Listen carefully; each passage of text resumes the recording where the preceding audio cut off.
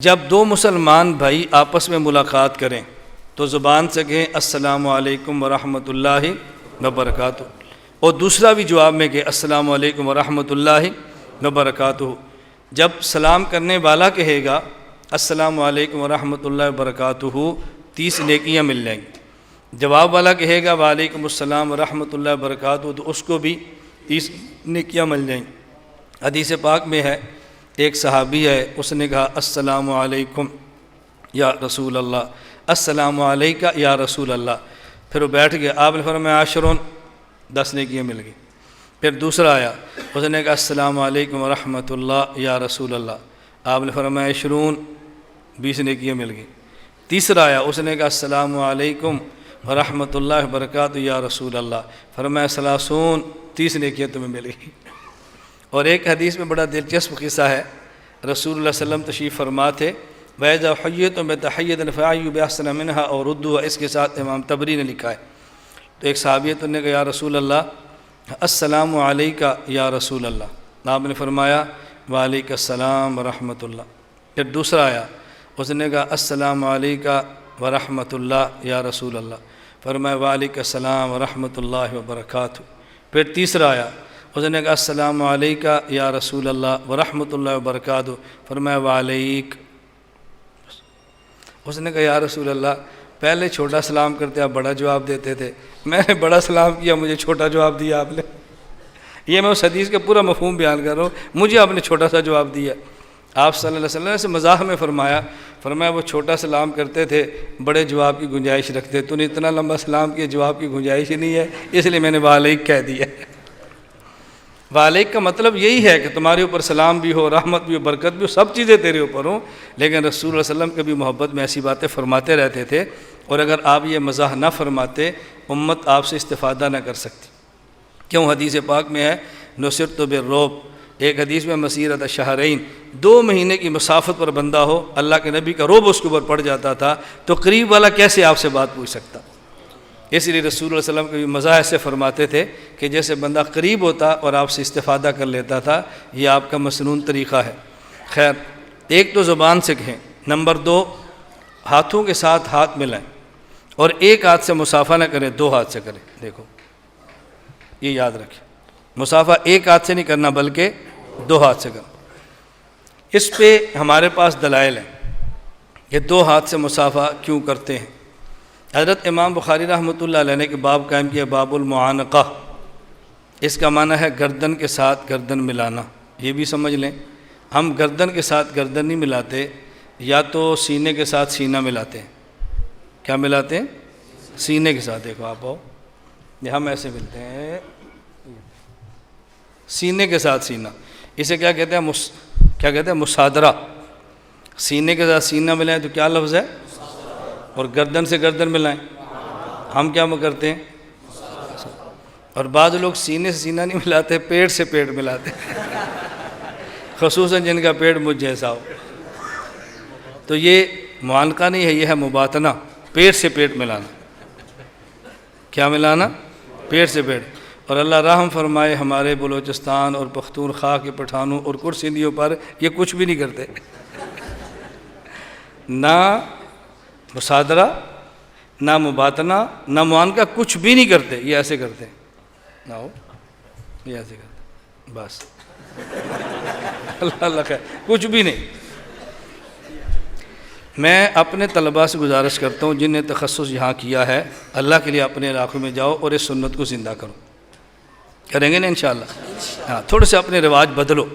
تو مسنون طریقہ ہے معانقہ۔ معانقے کا معنی ہوتا ہے، یہ دیکھو میں آپ کو کر کے گردن سے گردن ملانا، یہ سمجھ آ گئی؟ گردن سے گردن، یہ ہے معانقہ۔ تو حضرت امام بخاری رحمۃ اللہ علیہ نے پہلے باب قائم کیا باب المعانقہ، اس پر حدیثیں لائے۔ پھر امام بخاری نے باب قائم کیا باب المصافحہ، بس صرف گردن سے گردن نہیں ملانا، ہاتھ بھی ملانا ہے، پھر اس پہ حدیثیں لائیں۔ پھر امام بخاری نے تیسرا باب قائم کیا باب الاخذ بالیدین، کیسے مسئلہ کھولا ہے، مصافحہ بھی کرنا ہے، ایک ہاتھ سے ہاتھ نہیں ملانا، بالیدین، دونوں ہاتھوں سے 2 ہاتھ ملانے۔ کس طرح کرنے؟ دونوں ہاتھ، بالیدین۔ تو امام بخاری نے پہلے باب کیا باب المعانقہ، پھر باب المصافحہ، پھر باب الاخذ بالیدین، دونوں ہاتھوں سے مصافحہ کرو۔ اس پر امام بخاری رحمۃ اللہ علیہ سب سے پہلے تابعین تبع تابعین ایک اثر لائے ہیں۔ امام بخاری فرماتے ہیں صافح حماد بن زید ابن المبارک بیدیہ، حماد بن زید نے عبداللہ بن مبارک سے مصافحہ کیا اپنے دونوں ہاتھوں سے۔ کس طرح؟ اپنے دونوں، یہ اپنے دونوں ہاتھوں میں ترجمہ کس کا کیا ہے؟ ایک لفظ ہوتا ہے ید، اسے کہتے ہیں ہاتھ، ایک ہوتا ہے یدین، اسے کہتے ہیں دو ہاتھ۔ تو امام بخاری لفظ لائے ہیں یدین، ایک ہوتی ہے ہی ضمیر، اس کا معنی ہوتا ہے ایک، ہما کا معنی ہوتا ہے دو، ہم کا معنی ہوتا ہے تین، ہو ہما ہم، ہی ہما ہم، ایک دو اور تین۔ تو امام بخاری ضمیر لائے ہیں واحد کی، ہاتھ لائے ہیں دو، یدین۔ صافح حماد بن زید ابن المبارک بیدیہ، بندہ ایک تھا ہاتھ دو تھے، بندہ ایک تھا ہاتھ، اس سے مسئلہ حل ہو گیا نا۔ کیوں؟ غیر مقلد کہتے ہیں کہ دیکھو ہم نے مصافحہ کیا، ایک ہاتھ ان کا ایک میرا، تو دو ہو گئے نا۔ امام بخاری فرماتے ہیں نہیں، بیدیہ، بندہ ایک ہو ہاتھ دو ہو، اسے باب الاخذ بالیدین کہتے ہیں۔ بات سمجھ آ گئی؟ بندہ ایک اور ہاتھ دو ہو، اسے الاخذ بالیدین کہتے ہیں۔ پھر اس کے بعد امام بخاری حدیث بھی لیں عبداللہ بن مسعود رضی اللہ تعالیٰ عنہ کی، اس پر ایک دلچسپ لطیفہ سن لیں۔ امام بخاری فرماتے ہیں، عبداللہ بن مسعود رضی اللہ عنہ فرماتے ہیں علمنی النبی صلی اللہ علیہ وسلم التشہد وکفی بین کفیہ، اللہ کے نبی نے مجھے اتحیات سکھایا اور میرا ہاتھ حضور پاک کے دونوں ہاتھوں کے درمیان میں تھا۔ تو یہ کہتے ہیں دیکھیں عبداللہ بن مسعود کا تو ایک ہاتھ تھا نا، عبداللہ بن مسعود کا تو ہم کہتے ہیں آج تک تم کہتے تھے ہم نے کلمہ حضور کا پڑھا، عمر کا تو نہیں پڑھا، کلمہ حضور کا پڑھا ہے، صحابہ کا تو نہیں پڑھا، اب بتاؤ تم نے کلمہ حضور کا پڑھا ہے یا عبداللہ بن مسعود کا؟ تو اگر حضور کا پڑھا ہے وہ تو کہتے ہیں ان کے دو ہاتھ تھے، اب نبی کی سنت پہ آ جاؤ نا۔ بات سمجھ آ گئی؟ آپ انہیں سمجھاؤ۔ اس پر میں ایک لطیفہ سنا رہا تھا، حضرت مولانا محمد امین اکاڑوی رحمۃ اللہ علیہ حضرت فرماتے تھے اور لکھا بھی ہے، غیر مقلد آیا، اس نے آ کر مصافحے کے لیے اپنے ایسے ہاتھ ہاک بڑھایا، حضرت نے ایسے انگوٹھا بڑھا دیا۔ اس نے کہا جی آپ نے انگوٹھا کیوں بڑھایا ہے؟ فرمایا تو نے ایک ہاتھ کیوں بڑھایا؟ جبکہ صحیح بخاری میں ہے، عبداللہ بن مسعود فرماتے ہیں کہ میرا ہاتھ حضور کے دونوں ہاتھوں کے درمیان تھا، نبی پاک کے دو ہاتھ تھے، تو نے ایک ہاتھ کیوں بڑھایا؟ اس نے کہا جی میں کوئی نبی تو نہیں ہوں نا؟ تو حضرت نے فرمایا کہ میں کوئی صحابی ہوں، تو نے ایک ہاتھ بڑھایا تاکہ پتہ چلے کہ نبی نہیں ہے، میں نے انگوٹھا بڑھایا تاکہ پتہ چلے کہ صحابی بھی نہیں ہے۔ اب اس کا ان کے پاس کوئی جواب نہیں تھا۔ بات سمجھ آ گئی؟ اس کا ان کے پاس کوئی جواب نہیں تھا۔ حضرت بس اوقات ایسی باتیں فرمایا کرتے تھے بات سمجھانے کے لیے۔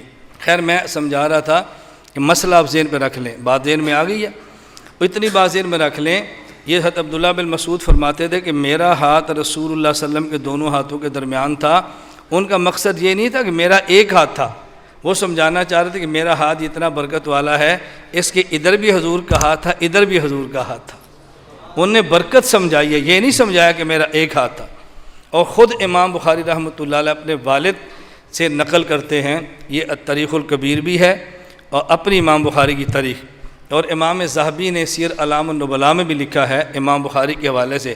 امام بخاری فرماتے تھے سمع ابی بن مالک بن انس، میرے والد نے حضرت امام مالک بن انس سے حدیث کو سنا ہے، ورآ حماد بن زید، توجہ رکھنا، اور میرے والد نے حماد بن زید کو دیکھا ہے۔ آگے وصافح ابن المبارک بکلتا یدیہ، اور عبداللہ بن مبارک سے دونوں ہاتھوں سے مصافحہ کیا ہے۔ کس سے؟ دونوں ہاتھوں سے، بکلتا یدیہ۔ اس کا مطلب جو بندہ ایک ہاتھ کے مصافحے کی بات کرے اس کا تعلق امام بخاری سے بھی نہیں ہے، امام بخاری کے والد سے بھی نہیں ہے۔ ہمارا تعلق امام بخاری سے بھی، امام بخاری کے والد سے بھی ہے۔ غیر مقلد آپ کو جو دلیل دیں گے، بات لمبی ہے، میں صرف ایک سمجھانے لگوں۔ وہ کہتے ہیں کہ لغت میں مصافحے کا معنی ہوتا ہے الافاظۃ بصفحۃ الید الی صفحۃ الید، ہاتھ کی ہتھیلی کو دوسرے ہاتھ سے ملانا، اس کا نام مصافحہ ہے۔ ہتھیلی کو ہتھیلی سے ملا دیا، مصافحہ ہو گیا۔ آپ اس سے دو سوال کریں۔ پہلا سوال یہ کریں، ہتھیلی سے ہتھیلی کو ملانا اور ہے، اور ہتھیلی سے ہتھیلی کو پکڑنا اور ہے۔ جو آپ سلام کرتے ہیں ہتھیلی کو ہتھیلی سے ملاتے نہیں ہیں بلکہ ہتھیلی کو ہتھیلی میں پکڑتے ہیں، تو لغت کی بات کریں گے تو پھر پکڑنا نہیں ہوگا، ملانا ہوگا۔ السلام علیکم ہو گیا مصافحہ سنت، مل گئی نا، مصافحہ سنت ہو گیا۔ یہ جو آپ پکڑتے ہیں اس کا لغوی معنی کہاں سے آپ نے نکالا؟ امام بخاری کہتے ہیں الاخذ بالیدین، الاخذ تو پھر لغت میں نہیں ہے نا، تو لغت کی بات ہے پھر اتنا کہہ دو السلام علیکم، چلتے جاؤ اور مصافحہ کرتے جاؤ۔ دوسری بات آپ انہیں کہو، اگر لغت میں مصافحے کا معنی ہتھیلی کا ہتھیلی سے ملنا ہے تو ہتھیلی کس کی؟ ہتھیلی لغت میں ہے الافاظت، لغت میں جو ہے بصفحۃ الید الی صفحۃ الید، ہاتھ کی ہتھیلی۔ تو ہم کہتے ہیں یہ بھی پوچھو لغت میں کہ ہاتھ کسے کہتے ہیں؟ لغت میں تو ہاتھ اس کو نہیں کہتے، لغت میں ہاتھ کسے کہتے ہیں؟ من المنکب الی اطراف الاصابع، ہاتھ اسے کہتے ہیں یہاں سے لے کر یہاں تک، یہ سارے کا سارا ہاتھ ہے۔ پھر کرو مصافحہ ذرا۔ اگر لغت میں مصافحے کا معنی وہ ہے تو لغت میں ہاتھ کا معنی بھی تو یہ ہے نا، پھر کیسے مصافحہ کرو گے آپ؟ تو میری گزارش سمجھ آ گئی ہے؟ یہ باتیں آپ نے ذہن میں رکھا، بات سمجھانی بہت آسان ہو جاتی ہے۔